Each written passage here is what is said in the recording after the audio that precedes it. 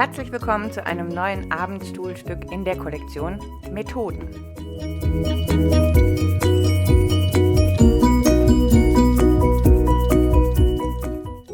Mein Name ist Anja Besant, ich bin die Direktorin der John Dewey Forschungsstelle für die Didaktik der Demokratie und ich freue mich auf die nächste halbe Stunde mit Ihnen. Sie haben es wahrscheinlich schon gemerkt, wir wehren uns immer ein bisschen gegen die Vorstellung, Didaktik sei so etwas Ähnliches oder sogar das Gleiche wie Methodik. Didaktik ist viel mehr als das. In der Didaktik geht es nämlich um sämtliche Grundfragen der Vermittlung. Man kann sich das immer mit den großen W-Fragen merken. Wem wollen wir was, warum vermitteln? Aber klar, das Wie spielt auch eine Rolle. Und zum Wie gehören selbstverständlich die Methoden auch dazu. Trotzdem finden Sie in unserer Abendschule keine oder nur sehr wenige Anleitungen zu klassischen Vermittlungsmethoden. In unserem Stück Warum Didaktik nicht Methodik ist und Methoden auch nicht alles, werden immerhin viele klassische Methoden kurz angesprochen. Wir glauben aber, es gibt schon genug Anleitungen für die Klassiker. Nutzen Sie Google und Ihren Verstand und Sie werden etwas Sinnvolles finden.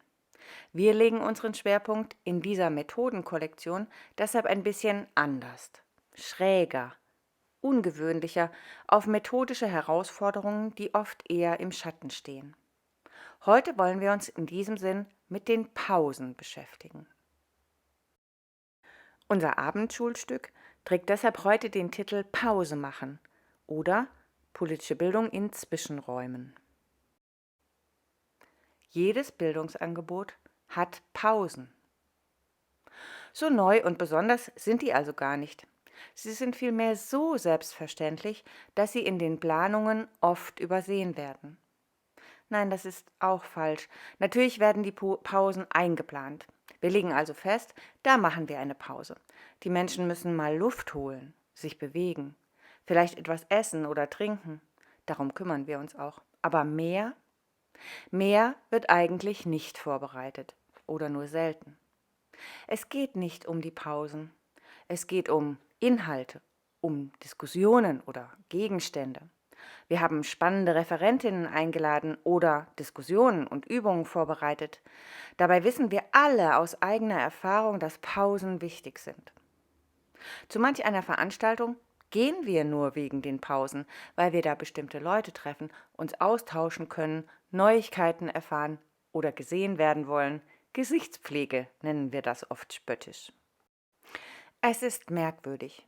Obwohl alle Pausen schätzen, gibt es bislang keine Pausendidaktik, keine spezifischen Hinweise zu ihrer Gestaltung. Das wollen wir jetzt ändern. Heute nehmen wir die Pausen mal in den Mittelpunkt. Hintergrund für diesen Schwerpunkt ist dabei Folgendes. Während der Pandemie war es schwierig, Bildungsveranstaltungen durchzuführen, insbesondere im Rahmen der außerschulischen politischen Jugend- und Erwachsenenbildung. Es ging nur digital. Nach kurzer Irritation war das eigentlich auch gar nicht so schlecht. Manch eine Veranstaltung war digital besser besucht als vor der Pandemie. Die Zugangsbarrieren waren niedriger, man musste nicht anreisen. Man konnte auch mal schauen, ob es wirklich spannend ist und gegebenenfalls wieder gehen. Von der Seite der Anbieterinnen war das auch so. Für eine digitale Veranstaltung ließen sich zuweilen sogar renommiertere Sprecherinnen finden als für analoge. Auch für sie war es leichter, eine Stunde digital zuzusagen, als einen ganzen Reisetag freizuschalten. Es mussten keine Räume gemietet werden und kein Kaffee gekocht. Kein Kaffee gekocht. Da ist schon der Hinweis, dass sich etwas im Hinblick auf die Gestaltung von Pausen verändert hat.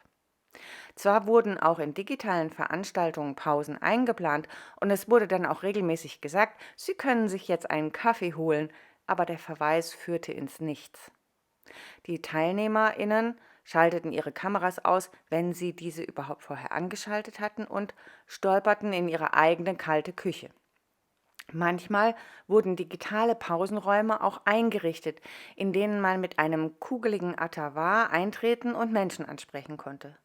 Quasi die Simulation eines Foyers. Ich weiß nicht, wie es Ihnen mit solchen Angeboten ging. Ich habe mich da immer unwohl gefühlt, als ob ich mich anderen Menschen aufdrängen würde. Gut gefallen hat mir dagegen, wenn ich in digitalen Veranstaltungen ein Pausenangebot hatte, das mich, natürlich ebenfalls digital, dabei unterstützt hat, über den Regenwald zu fliegen wie ein Vogel, fremde Galaxien zu erforschen oder Wasserfällen zuzuhören. Die besten digitalen Pausenangebote haben wir in der Judith übrigens auf einem Riesenarbeitsblatt zusammengestellt. Sie können das gerne in unserem Shop erkunden. Aber zurück zu unserem Anliegen, Pausen stärker in den Blick zu nehmen. Was ich eigentlich sagen will, ist, dass durch die Pandemie und die in diesem Rahmen notwendige Digitalisierung von Bildungsveranstaltungen erst sichtbar geworden ist, wie schmerzlich wir Pausen in der politischen Bildung vermissen. Seit es wieder möglich ist, Präsenzveranstaltungen durchzuführen, legen wir in der Judith jetzt sehr viel mehr Wert auf Pausen. Unsere letzten beiden Jahresveranstaltungen bestanden eigentlich nur aus Pausen. Das hat richtig Spaß gemacht. Aber wie sehen gute Pausen aus? Gute Pausen ermöglichen Austausch. Sie bieten den Teilnehmerinnen und Teilnehmern die Möglichkeit, selbst zu entscheiden, mit wem sie über was genau sprechen möchten. Das ist schon mal ein wichtiger Punkt. Aber es gibt natürlich noch mehr, denn in Pausen werden auch oft Fragen gestellt, um Eindrücke auszutauschen. Wie findest du das hier? Das ist mir hier viel zu theoretisch und so weiter. In der Pause wird also geschimpft, aber auch gelobt. Also, Ihr Vortrag hat mir wirklich gut gefallen. Das ist ein zweiter Punkt. Man könnte ihn auch Orientierung nennen. Insgesamt fallen mir 4 Punkte ein. Der dritte heißt Vernetzung. Denn in Pausen werden auch neue Kontakte hergestellt. Darf ich mich vorstellen, ich bin seit kurzem die Leiterin der. Zu guter Letzt darf man aber auch die Erholung nicht vergessen, denn in Pausen geht es um die Befriedigung körperlicher Bedürfnisse. Wir wollen uns mal bewegen statt sitzen, essen, trinken, frische Luft. Nach Bedarf wollen manche auch rauchen. So, bei diesen 4 Punkten sind wir wahrscheinlich alle schnell zusammen. Das sollen Pausen leisten und das leisten sie auch, egal ob sie gut vorbereitet wurden oder nicht. Für etwas zu trinken und die Bereitstellung einer Toilette ist im Regelfall gesorgt. Den Rest schaffen die Menschen auch allein. Aber das ist noch lange nicht alles, was Pausen leisten können. Nur sehen wir das oft nicht, weil wir Pausen als das Gegenüber von Bildungsprozessen verstehen. Die Pause dient der Wiederherstellung von Arbeitskraft. Das ist eigentlich ein neoliberales Paradigma, welches allerdings so umfassend ist, dass es vielen schwerfällt, daraus herauszutreten. Aus einer ganzheitlichen Perspektive betrachtet, macht es auch und gerade im Kontext der Gestaltung von Lern- und Bildungsprozessen eigentlich keinen Sinn, die Pause als das andere der Bildung zu sehen. Wir lernen nicht nur zwischen den Pausen, sondern auch in Pausen, vielleicht sogar mehr und besser, weil unsere Aufmerksamkeit weniger gerichtet ist. Ich hoffe, das klingt nicht esoterisch, weil es das nämlich nicht ist. Sowohl bildungstheoretisch als auch empirisch spricht nichts dafür, dass sich Bildungsprozesse durch Pausensignale unterbrechen lassen. Es spricht aber sehr viel dafür, dass Bildungsangebote, die TeilnehmerInnen auf eine passiv zuhörende Rolle begrenzen, nicht besonders effektiv gestaltet sind. Ich weiß nicht, wie Sie Ihre Bildungsangebote gestalten, aber schon allein das müsste uns als Aussage ausreichen, um zu erkennen, dass im Kontext durchschnittlicher Bildungsangebote in den Pausen am Ende wahrscheinlich mehr gelernt wird als zwischen ihnen. Deshalb wollen wir die ersten 4 Punkte, die wir hier versammelt haben, um zu beschreiben, was Pausen leisten können, um weitere 4 Punkte ergänzen. Pausen können, das behaupte ich, nämlich noch viel mehr. Punkt 5 nenne ich deshalb Vertiefung. Denn Pausen können und sollen der Vertiefung dessen dienen, um was es im jeweiligen Bildungsangebot geht. Das kann man sich ganz einfach und konventionell vorstellen, wie das Angebot eines Büchertischs beispielsweise. Aber es kann natürlich mehr als das und vielleicht auch etwas attraktiver sein. Wenn zum Beispiel eine Ausstellung zum Thema im Raum angeboten wird, eine kurze Exkursion eingeplant wurde, Plakate vorhanden sind oder zusätzliche Expertinnen an Stehtischen für ein Gespräch zur Verfügung stehen. Die Möglichkeiten sind eigentlich grenzenlos. Der nächste Punkt wäre die Abstimmung. Insbesondere in großen Veranstaltungen, in denen strukturlogisch nicht alle zu Wort kommen können, wären Pausen auch ein geeigneter Ort, um Abstimmungen durchzuführen, Meinungsbilder sichtbar zu machen und Feedback einzuholen. Wir haben in der Forschungsstelle dafür sehr attraktive Abstimmungsgeräte entwickelt. Auch Abstimmungsplakate wären eine niedrigschwellige Möglichkeit. Punkt 7 ist das Reorganisieren. Wenn wir verantwortlich für die Gestaltung von Bildungsprozessen sind, neigen wir dazu, alles von der ersten bis zur letzten Minute durchzuplanen. Ich nehme mich da gar nicht aus. Wir haben das Gefühl, viel zu sagen zu haben oder, um es weniger persönlich zu formulieren, die Themen sind so groß und so wichtig, dass uns die Zeit sowieso nicht reicht, um alles, was eigentlich nötig wäre, in der kurzen Zeit unserer Veranstaltung unterzubringen. Das ist eine nachvollziehbare Haltung.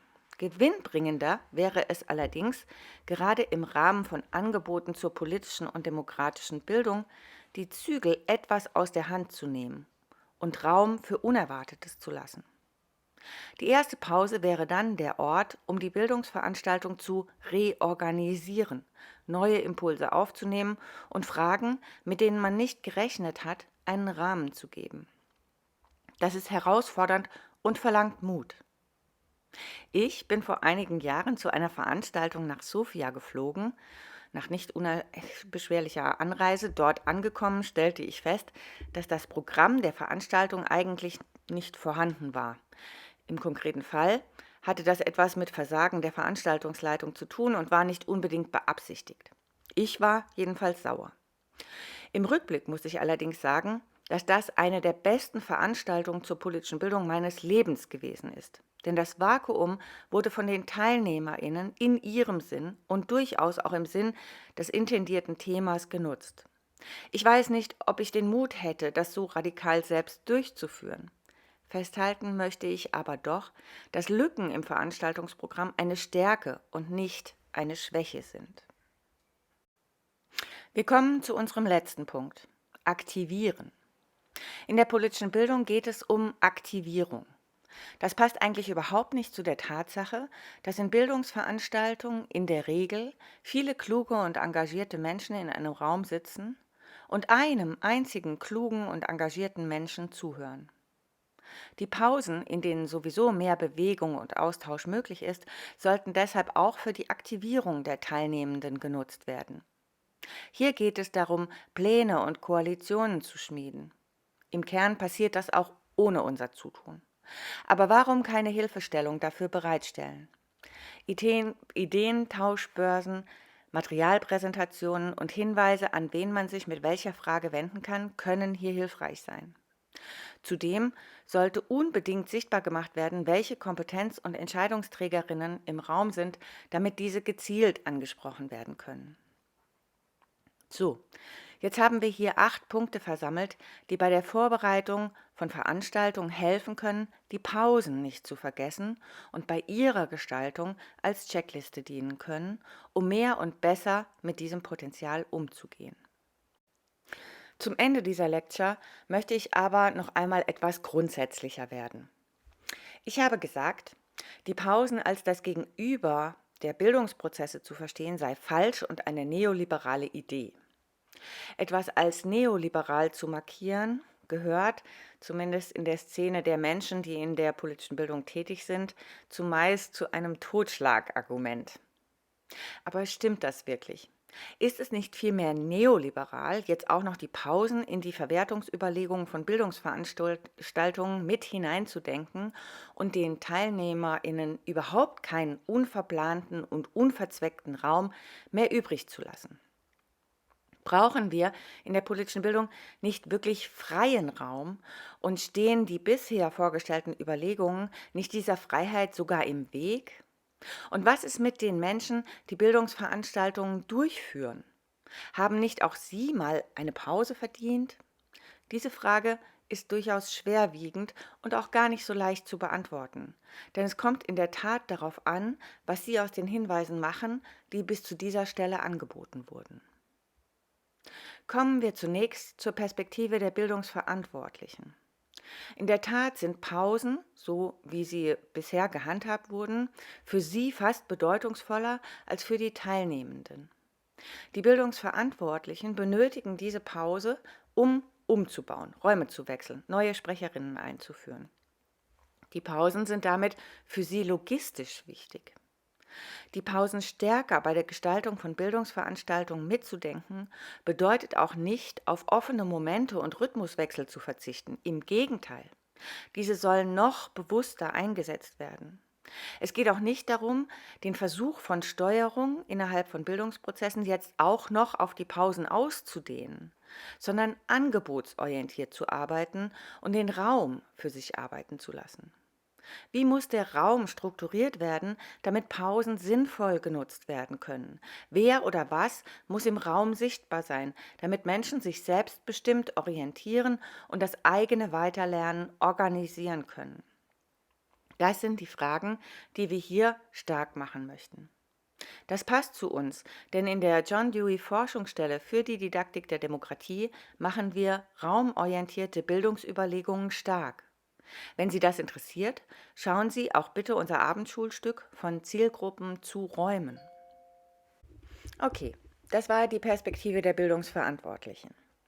Auf die Perspektive der Teilnehmenden bezogen bedeutet das, die Pausen als wichtigen Teil des Bildungsangebots zu denken, heißt nicht, dass keine Freiräume mehr übrig bleiben. Wir plädieren im Gegenteil für mehr Freiräume und mehr offene Phasen, in denen die TeilnehmerInnen sich selbst für oder gegen etwas entscheiden können. Am tollsten wäre eine Veranstaltung aus lauter Pausen. Das ist nicht neoliberal. Denn auch in solchen Situationen haben die Teilnehmerinnen immer die Möglichkeit, sich zu entziehen. Neoliberal wäre eine Pause, in der ein Bewegungstrainer oder eine Trainerin die Teilnehmenden mit Nachdruck zur Bewegung animiert, damit sie anschließend wieder die Kraft haben, sich ruhig zu verhalten und still und konzentriert zuzuhören. Interessanterweise ist es genau das, was man findet, wenn man zum Thema Pausendidaktik recherchiert. Das Stichwort heißt bewegte Pause. Die KollegInnen aus der Sportdidaktik haben im Anschluss an arbeitssoziologische Überlegungen dazu vielfältige Konzepte vorgelegt. Im Kern geht es dabei immer um Folgendes. Der Körper soll zu seinem Recht kommen, die Haltung soll variiert werden, die Muskeln gelockert und gewärmt, Spannungen sollen abgebaut werden. Das alles ist wichtig, um Leistungsfähigkeit zu erhalten. Allerdings nur, weil der Körper zwischen den Pausen wenig Möglichkeiten bekommt, sich angemessen zu bewegen, eigene Haltung zu finden und sich seinem Bedürfnis entsprechend zu positionieren. Genau das ist neoliberal. Trotzdem ist jenseits sportdidaktischer Überlegungen zur Pause nicht wirklich viel zu finden. Es ist merkwürdig, dass die Pause, die so wichtig ist, in der bildungstheoretischen Diskussion so wenig Aufmerksamkeit erfährt. Aber halt! In der Musik oder besser ausgedrückt beim Nachdenken über Musik finden sich Hinweise zur Pause. Die sind nicht unbedingt didaktisch, aber für didaktische Reflexionen interessant. Für die MusikerInnen ist die Pause nämlich, so kann man hier lesen, oft ein Angstmoment, da sie Gefahr laufen, den Wiedereinsatz zu verpassen oder zu früh einzusetzen. Für Komponisten dagegen sind Pausen ein wichtiges Mittel, um Spannung zu erzeugen. Pausen helfen, die Aufmerksamkeit der Zuhörenden neu auszurichten. Sie sind Momente der Synchronisation, in denen alle zusammenkommen. Das stimmt nicht nur für ein Orchester, sondern durchaus auch in Bildungsprozessen. Die während des Vortrags eingeschlafen sind, mit ihren Nachbarinnen eine eigene Diskussion begonnen haben oder mit der Hilfe mobiler digitaler Geräte aus der Veranstaltung ausgebrochen sind, kommen zu Beginn der Pause alle wieder zusammen. Der Beginn der Pause ist der Moment, in dem sich alle in die Augen schauen. Das klingt pathetisch, aber Sie wissen, was gemeint ist. Der Blick wird wieder weit. Alle beginnen sich neu zu orientieren, suchen sogar nach Orientierung. Das sind extrem fruchtbare Momente. Wir sollten sie nicht ungenutzt lassen. So, und zum Abschluss nun ein paar konkrete Anregungen. Manches davon wurde bereits angedeutet, aber soll hier noch einmal ins Bild gesetzt werden, um Ihre Kreativität anzuregen. Als Orientierung nutzen wir die zuvor erarbeitete Checkliste. Der erste Punkt bezog sich ja auf den Austausch. Pausen sind für den Austausch da. Das passiert so oder so. Aber warum nicht Austausch zum Thema fördern?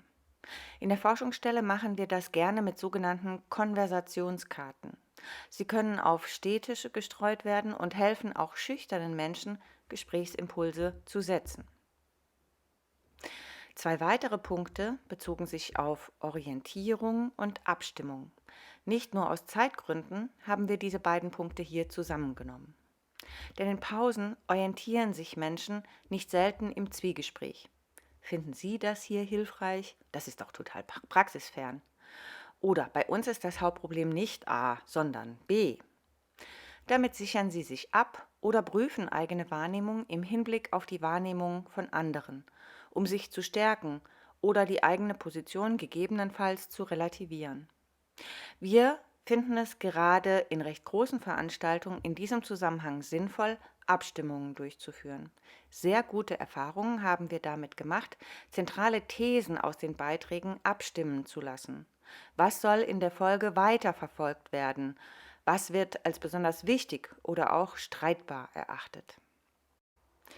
Damit sind wir bereits automatisch beim Punkt Reorganisieren. Wir halten es für wichtig, Offenheit in Veranstaltungen zu erhalten und sichtbar zu machen, sodass die Fragen und Bedürfnisse der TeilnehmerInnen Raum haben und strukturbildend sind. Das ist bei kurzen Veranstaltungen schwerer als bei langen, geht aber eigentlich immer, wie das Beispiel der Abstimmung über die wichtigsten Thesen, das wir vorhin schon angesprochen haben, sichtbar macht. Das geht aber auch in einer Abendveranstaltung. Wenn wir das wirklich ernst nehmen, landen wir allerdings bei Methoden wie beispielsweise dem Open Space. Wie das funktioniert, können Sie an anderer Stelle nachlesen. Wir in der Forschungsstelle freuen uns zu beobachten, dass mehr und mehr Veranstaltungen nach dem Verfahren Open Space angeboten werden. Wir wissen, das fühlt sich manchmal zunächst etwas komisch an, aber im Kern ist es genau das, auf was wir hier hinaus wollen. Eine Veranstaltung, in der nur die Pausen geplant wurden. Die Inputs oder Sessions kommen von ganz allein zustande, wie Zauberei. Vielleicht noch einmal kurz etwas zum Thema Vernetzen. Präsenzveranstaltungen sind in der politischen Bildung oder der demokratischen Arbeit auch dazu da, AkteurInnen zu vernetzen. Auch das lässt sich spielerisch fördern. Eine wirklich witzige Sache, die wir ausprobiert haben, sind in diesem Zusammenhang Spin-Art-Angebote. Das sieht ungefähr so aus. Die Teilnehmenden haben hier die Möglichkeit, mit Hilfe von Wollfäden Stellung zu Fragen zu nehmen. Das ist in gewisser Weise auch eine Form der Abstimmung. Gleichzeitig verknüpfen sie sich als Gruppe und kommen damit aber auch leichter ins Gespräch. Nach dem Vernetzen kommt das Vertiefen. Gesagt wurde schon, das klassische Vertiefungsangebot im Rahmen von Veranstaltungen zur politischen Bildung ist der Büchertisch. Der Büchertisch ermöglicht Ausblick und Einblick in die Komplexität der in der Veranstaltung verhandelten Fragen. Ihn zu organisieren ist einfach, denn in der Regel haben sich die GestalterInnen der Veranstaltung sowieso bereits tiefer in das Thema eingelesen. Die ReferentInnen haben möglicherweise Bücher geschrieben und oder können weitere empfehlen. Aber das ist nicht die einzige Möglichkeit. Wir in der John Dewey Forschungsstelle für die Didaktik der Demokratie lieben es und sind wahrscheinlich in der Zwischenzeit sogar bekannt dafür, dass wir gruschelige Materialtische arrangieren, auf denen nicht nur Literatur, sondern auch Gegenstände zum Thema zu finden sind. Denn nicht nur Literatur kann eine Fragestellung vertiefen, sondern weniger sprachlich verfasste Objekte veranschaulichen Zugangswege zu Fragestellungen ebenso. Zum Abschluss die Erholung. Auch das soll nicht vergessen werden. Pausen dienen durchaus der Erholung. Menschen müssen essen und trinken, sich bewegen und frische Luft schnappen. Damit sagen wir ihnen ja auch nichts Neues. Darum kümmern sie sich bereits regelmäßig. Unterstreichen wollen wir aber noch einmal, dass auch auf diesem Weg Wertschätzung vermittelt wird. Es geht nicht nur um Kaffee und süßes Stückchen, sondern auch um ihre Präsentation und möglicherweise ihre Abstimmung auf das Thema oder den Gegenstand. Ich träume zum Beispiel seit vielen Jahren davon, dass Museen mit thematischen Ausstellungen es schaffen, ihre Museumscafés oder Restaurants dazu zu bekommen, ihre Karte auf die Ausstellungen abzustimmen. Zur Veranschaulichung empirischer Daten eignen sich Tortendiagramme. Fragen der Verteilungsgerechtigkeit lassen sich auch gut im Rahmen der Schlacht am Buffet reinszenieren. Nun gut, Sie haben wahrscheinlich kein Tagungscafé oder Restaurant zur Verfügung, aber es schadet auch nicht, dem Caterer etwas über das Thema der Veranstaltung zu verraten. Vielleicht hat er oder sie ja Lust darauf, die bestellten Häppchen abzustimmen. Mit diesem etwas verwegenen Vorschlag wollen wir es für heute auch bewenden lassen. Machen Sie jetzt erstmal Pause und erholen Sie sich von der Abendschule. Aber wir freuen uns natürlich, Sie bald an ähnlicher Stelle wiederzusehen. Bis dahin bleiben Sie uns gewogen und immer am Ball bei den didaktischen Fragen zur politischen Bildung. Vielen Dank.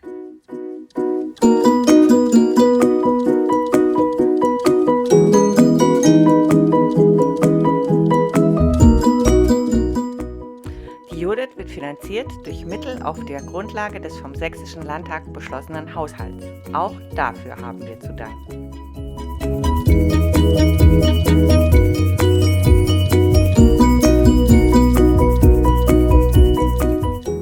Und auch diese Lecture ist, wie Sie gemerkt haben, nicht im luftleeren Raum entstanden, sondern geht auf Arbeiten und Studien zurück, die wir Ihnen hier noch einmal zusammengestellt haben. Vielleicht haben Sie Lust und schauen da etwas tiefer rein.